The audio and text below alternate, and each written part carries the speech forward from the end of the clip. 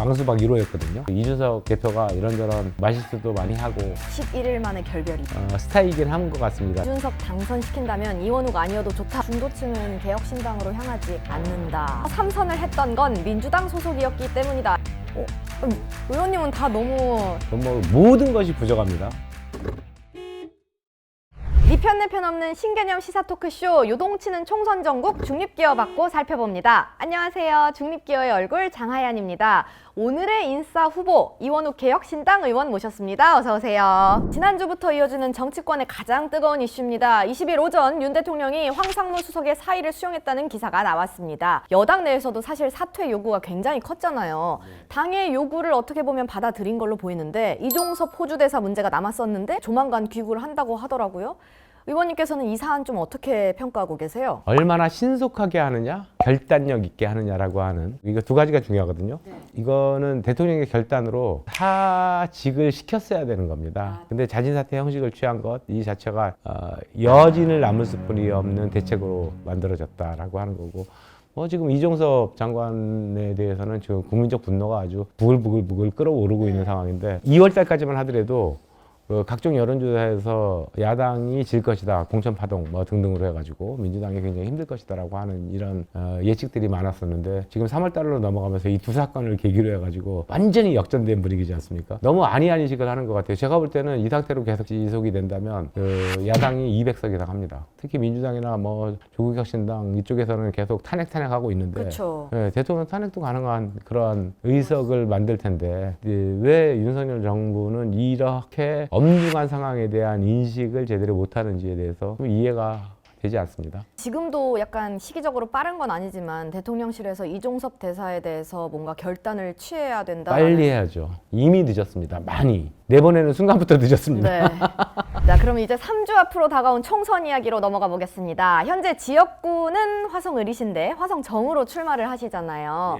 이준석 대표한테 지역구를 양보해 주신 건데 특별한 이유가 있나요? 아니, 꼭 양보는 아닌데 자꾸 언론에서 그렇게 쓰더라고요. 이 정이 이제 새로 생겼다 그래서 쓰는 건데, 물론 그런 의미도 있을 수 있겠지만 제가 살고 있는 것도 지금 정지역에 살고 있고요. 이제 사무실도 정지역에 있고, 그러니까 한 반 정도는 현재 21대 지역구고 나머지 4분의 1은 20대 때 지역구였고요. 그 다음에 나머지 4분의 1은 19대 때 지역구였습니다. 그러니까 어떻게 보면 고향 같은 곳이 거기 존재했다라고 하는 거고, 이준석 대표가 나간 지역으로 제가 선택할 수도 있었겠지만 젊은 사람들이 가장 많이 사는 곳이 그나마 이준석 대표한테 소구력이 많을 것이다라고 싶었고요. 대한민국의 정치를 바꾸는 데 있어가지고 나이드 기득권이거든요. 나이 기득권이라고 하는 게 있습니다. 정치권이 굉장히 노령화되어 있는데 이 나이 기득권을 극복할 수 있는 정치 구조를 이번에 22대 때는 한번 만들어보고 싶다라고 하는 거고, 그 주역 중에 한 명이 이준석 대표가 됐으면 좋겠다. 그래서 제가 당선되는 것보다는 저도 이미 나이 기득권에 속해 있는 사람이라고 볼 수 있는데, 거기다가 586 기득권에도 있고요. 이준석 대표 같은 사람, 젊은 정치인이 한번 등장을 해서 당선이 돼서 대한민국 정치 구조를 완전히 한번 근본적으로 바꿔줬으면 좋겠다라고 하는 희망과 바람이 있습니다. 그래서 이제 이준석 당선시킨다면 이원우가 아니어도 좋다라고 말씀을 하신 거네요. 네, 진짜로 그거 진심입니다. 근데 지역 주민들 반응은 좀 어떠세요? 야, 이원우 또 양보해? 왜 또예요? 민주당에 있을 때 이런저런 원내대표 선거라든가 등등 할 때 항상 양보하는 모습들이 굉장히 많이 있었습니다. 그러니까 왜 또 이 지역구까지 양보해? 이런 것들이 있었는데, 그래도 그래, 이원욱의 장점은 거기서부터 출발하는 거야 라고 하는 호평도 해주시고요. 하여튼 그래서 지금 현재 특히나 이준석 대표가 와서 젊은 유권자들을 이렇게 확 좀 뒤집고 있다 할까? 하여튼 이런 것들이 보여지고 있어서 지역구의 유권자들, 주민들의 반응도 나쁘지는 않습니다. 화성은 민주당 강세 지역이잖아요. 근데 지역 주민들 만나시다 보면은 이제 민주당의 이름으로 선거 운동하실 때랑 개혁신당 이름으로 선거 운동하실 때 좀 차이가 있을 것 같아요. 지난번에 금태섭 후보님도 오셔서 굉장히 큰 차이를 경험하고 있다라고 말씀을 해주셨는데 어떤 게 좀 피부에 와닿으세요? 거대 정당에서 조그만 정당으로 나와 있으니까 아직 신설되는 정당, 완벽하게 만들어지지도 않은 정당이죠. 모든 것이 부족합니다. 2008년도에 화성에 처음 갔는데 그때는 이틀 남겨놓고 갔거든요. 후보 등록 바로 직전에 공천 받아가지고, 그래도 거기에 이제 기본적인 당원이라고 하는 분들이 계시고, 그분들이 이제 금방 확 이렇게 선거 캠프라든가 이런 거 꾸릴 수가 있었는데, 지금은 그런 것조차도 힘든 상황. 그러니까 모든 것이 부정한 상황. 그래서 과거에는 아주 여유 있게 선거를 치렀다라고 한다면 지금은 여유 없는 선거 뭐 이런 걸 치르고 있는데, 다만 하나의 긍정적인 요인이라고 한다면 저를 쫓아가지고 민주당에서 나왔던 분이라든가 이런 분들이 적극성이라고 하는 게 굉장히 뛰어납니다. 열정적으로 도와주고 계셔서 그것이 상쇄될 수 있는 분위기다. 나한테 서포트를 많이 붙여주는 데서 이제 내가 서포트를 직접 찾아 나서야 되는 상황이 된 거잖아요. 제가 민주당에 있을 때 왕수박 1호였거든요. 가장 먼저 죽이지 않았을까요? 지금 비명행사라고 하는 걸 보시면서도 그런 말씀 하십니까? 죄송합니다. 그러면 그 중에 하나였을 것이다. 맞아, 1번. 그리고 저는 지금과 같은 그 민주당은 민주당이 아니라고 봅니다. 그 이재명 대표가 김대중 노무현 정신을 언급하고 이런 것들에 대해서는 저는 치욕스럽습니다. 실제로. 최근에 양문석 후보에 대해서 그 노무현 대통령을 그렇게 폄하 발언하고 뭐 이런 거에 대해서도 그냥 뭐가 문제냐, 정치인이 할 수 있는 얘기 아니냐, 정치인에 대한 평가다, 어떻게 그렇게 생각을 하면서 아마 조금 지나면은 또 나는 노무현 정신을 이어받은 사람이야 라고 얘기를 할 겁니다. 그러한 정치인은 민주당의 사람이 아니라고 보고요, 민주당의 탈을 쓴 이재명의 사당화를 만들어 가기 위한 과정에 있을 뿐이죠. 방금 언급해주신 이제 논란이 된 양문석 후보 의원님께서는 공천 취소가 합당하다라고 생각을 하시는 거네요. 당연하죠. 김대중 노무현 정신을 얘기한다라고 한다면 당연히 공천 취소를 해야 되는 건데, 근데 안 하겠죠. 실제로는 이재명의 사당화라고 하는 걸 완성하고 싶은 것이다. 실제 이번에 비명행사라고 하는 데서 잘린 의원들 대부분이 친문 의원들, 친노 의원들 아니겠습니까? 그렇죠. 자, 그럼 이준석 대표가 화성을 해서 여론조사 결과 23% 넘게 나온 거 잘 나온 거라고 보세요? 아니면 좀 아쉽다라고 보세요? 그 직전에 전문가들이 이준석 대표가 왜 거기 갔는지 모르겠다. 이게 조그만 정당에서 정당 지지도가 3%짜리인데 아마도 10% 넘기 힘들 것이다. 그런 분석들이 있었습니다. 그런데 깜짝 놀라게도 그 2배가 넘는 1차 여론조사 결과가 나왔고요. 이 동탄 지역이라고 하는 게 굉장히 다양한 커뮤니티들이 존재하거든요. 인터넷 커뮤니티. 거기에서 이제 자체적인 투표들 누가 좋으냐.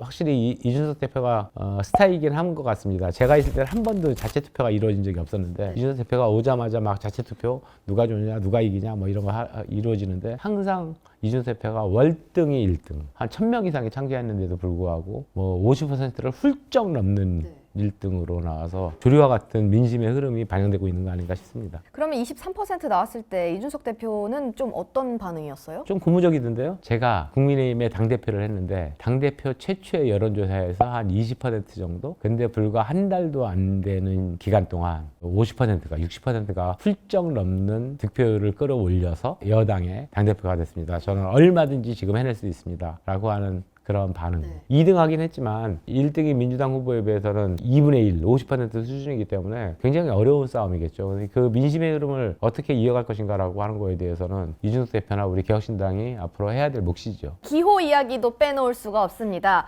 개혁신당은 사실 창당 때부터 우리는 3번을 노린다라고 했었는데 지금 7번이 유력합니다. 생각보다 많이 뒷순서예요. 내부에서는 좀 이거에 대해서 어떻게 예상을 좀 하셨나요? 아니, 저는 애초부터 기호 문제가 중요하지 않다라고 계속 강조를 해왔었습니다. 그러니까 선명한 개혁신당의 이미지를 가져가는 게 젊은 정치인의 이미지를 가져가는 게 훨씬 더 중요하다. 이러면서 예를 든 게 교육감 선거를 하지 않습니까? 거기에 기호 없습니다. 그런데도 불구하고 국민들이 아주 정확히 찍는다. 이게 진보 교육감인지 이게 보수 교육감인지 알아서 정확히 꼬집어내가지고 찍는데, 우리 국민들이 그 정도로 현명하고 그 정도의 인지 능력, 선거에 대한 인지 능력은 충분히 갖추고 있기 때문에 개혁신당이 가지는 가치나 이념적 노선, 그리고 선명성 이런 것들을 보여주는 것이 훨씬 더 중요하지. 물론 의석 자체가 한 석도 없다라고 한다면 뭐 한 30몇 번 이렇게 될 수도 있지 않겠습니까? 네네. 그런 것만 아니라고 한다면 국민들한테 개혁신당 한번 찍어주고 싶네 라고 하는 이미지를 주는 것이 훨씬 중요하다 이렇게 생각했죠. 그러면은 사실 창당 초기에는 교섭단체도 가능하다라고 호언 장담을 했었는데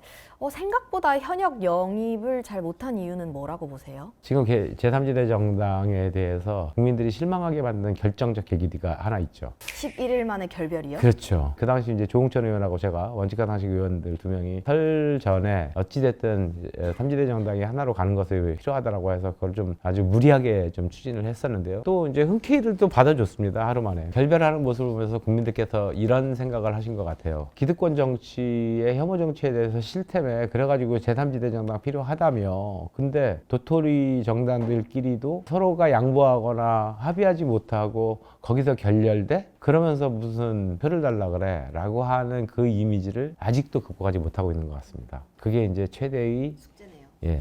이번에는 민주당과 조국혁신당 이야기로 넘어가 보겠습니다. 박용진 의원 결국 공천 경선에서 탈락했습니다. 이렇게 민주당 공천도 마무리가 됐는데 몸담았던 곳으로서 몇 점 주시겠어요? 37점? 친명이 꼴 무조건 올바르다. 비명이 꼴 무조건 죽여야 될 사람. 이 프레임이 민주당 지도부에 워낙 강하게 지금 쓰여 있습니다. 박용진 의원이 의정 활동을 못했다라고 하는 거는 어떤 국민이 납득할 수 있겠습니까? 뭐 유치원 3법 뭐 등등 해가지고 천을 위한 과정 아니었나 싶습니다. 조국혁신당 이야기 해볼게요. 지지세가 장난이 아닙니다. 비례정당 지지율에서는 이미 민주당을 넘어선 결과가 나왔고요. 호남에서도 강세. 이 현상 어떻게 보고 계신지 궁금한데 그 전에 이제 신장식 대변인이 이제 비례를 받았죠. 개혁신당에서 넘어온 똘똘한 제3당 지지자들 덕분이다라고 얘기를 했어요. 그랬더니 이준석 대표가 국민을 동원의 대상으로 삼아 정치적 출세에 이용해 먹는 정치 자영업자들이 문제다라고 맞받았는데 실제로 똘똘한 제3당 지지자들이 넘어갔나요? 그렇다고 한다면 개혁신당의 지지도가 더 빠졌어야 되는데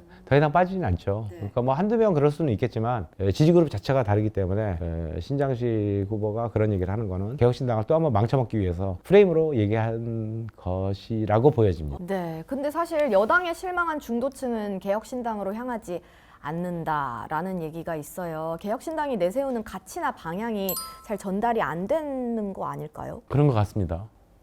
그럼 어떻게 해요? 그러니까 그게 이제 굉장히 중요한 과제예요. 그 흐름을 타지 못하고 있는 게 너무 안타까운데요. 아까도 말씀드렸듯이 이제 11일 만에 이 결렬, 이거를 아직도 극복하지 못하고 있다라고 하는 게 하나 있고요. 제3지대 정당이라고 하는 게 성공한 케이스들이 굉장히 많이 있거든요. 그 정당들이 오래 지속하지 못했잖아요. 그러니까 야, 이번에 된다고 해서 또 오래 지속하겠어? 라고 하는 이런 생각들이 좀 있으신 것 같고요. 과거의 사례들은 결국 지역 기반의 정당이었거든요.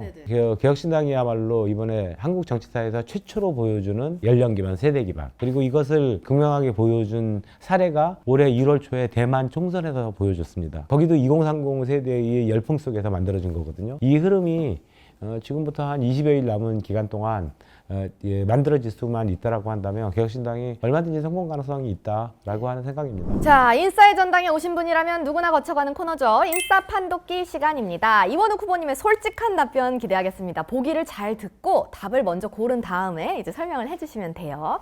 먼저 첫 번째 문제입니다. 개혁신당은 새로운 미래와 합당 후에 다시 분열을 했습니다. 솔직히 1번 아쉬웠다, 2번 통쾌했다. 1번. 아쉬웠다. 예. 지금도요. 필요하다면 지금이라도 선거연대라도 필요하다면 해야 된다고 봅니다. 근데 이제 뭐 선거연대를 하려면 지역구 내에서 많이 겹치는 것들이 있어야 되는데 저희가 분석해보니까 별로 겹치는 게 없어요. 제가 엊그저께도 홍영표 의원하고 이게 선거연대라든가 마지막에 할 수 있는 일이 무엇이 있는가라고 하는 걸 고민해보자라고 하는 통화도 하고 뭐 이러고 있습니다. 지금도 너무 아쉬워요. 그럼 2번 문제입니다. 제3지대가 쉽지 않은 건 예상했지만 개혁신당 이렇게 힘들 줄 1번 알았다, 2번 몰랐다. 알았죠.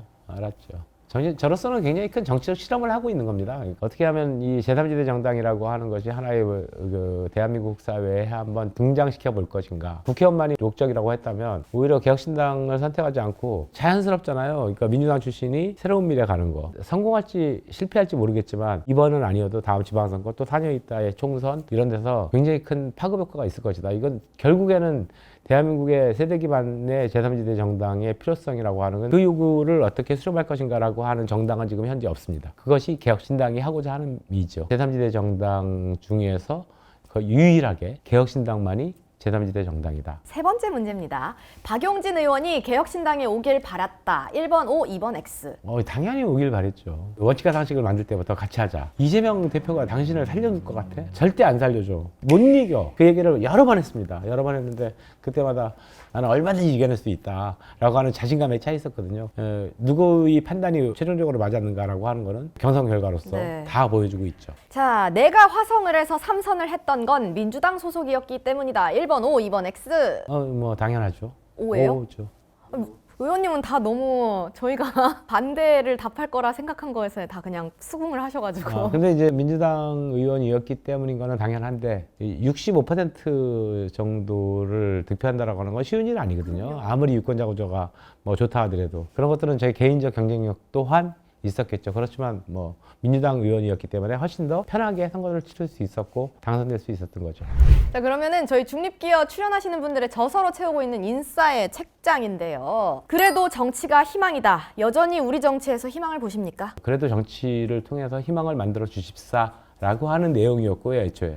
제가 개혁신당에 있어서만이 아니고 실제 세대 기반의 새로운 정당, 제3지 정당이 정말 만들어졌으면 좋겠다. 그 이준석 대표가 이런저런 말실수도 많이 하고 뭐 여러 번 하고 등등 그래가지고 국민들로부터 비판받는 지점이 없는 건 아니지만 그래도 젊은 사람은 좀 바뀔 수 있다고 봅니다. 그러니까 그리고 저하고 얘기 나누는 과정에서 이런 건 좀 안 했으면 좋겠다, 안 했으면 좋겠다라고 하면 그거에 대해서 수긍하고 하더라고요. 그러니까 네. 지금 여태까지 보여줬던 그 모습만 가지고는 안 된다. 그걸 뛰어넘어야 된다라고 하는 거에 대한 성찰들을 많이 하고 있는 것 같습니다. 이준석 대표 성숙의 시간을 함께 하고 계신 이원욱 후보와 지금 중립기어 진행하고 있고요. 인싸의 전당 이제 마지막 시간입니다. 라스트 원미닛 코너인데요. 이원욱 후보님께 딱 1분 드리겠습니다. 민주당 양문석 후보에게 1분 동안 가감없이 말씀하시면 됩니다. 양문석 후보님, 제 대학교 후배인데요. 제가 지난번 통영 고성인가? 하여튼 거기서 국회의원 보궐선거 할 때 우리 당원들하고 지원도 열심히 다녔었고 아마 그때 고맙다라고 하는 얘기들도 여러 번 제가 듣기도 하고 뭐 등등 했는데 사실 정치하는 사람이 어떤 정치를 꿈꿀 것인가라고 하는 것, 국회를 어떻게 바꿔갈 것인가라고 하는 거에 대한 고민들을 좀 깊이 했으면 좋겠다라고 하는 거고요. 지금까지 국회의원이 되기 위한 대기한 과정에서 국회의원이 딱 되는 순간 이제 완전히 전혀 새로운 그 모습으로 이제 포용하는 정치인으로 바뀌었으면 하는 그런 바람을 가져봅니다. 대한민국이 민주공화국이라고 하는 건데 이 공화주의를 어떻게 실현할 것인가라고 하는 것을 고민하는 정치인 되기를 바랍니다. 바쁘신 와중에 시간 내주셔서 고맙습니다. 예. 구독, 좋아요 꼭 눌러주실 걸 부탁드리겠습니다. 구독과 좋아요, 알림 설정 한 번씩 꼭 눌러주세요. 함께 해주셔서 고맙습니다.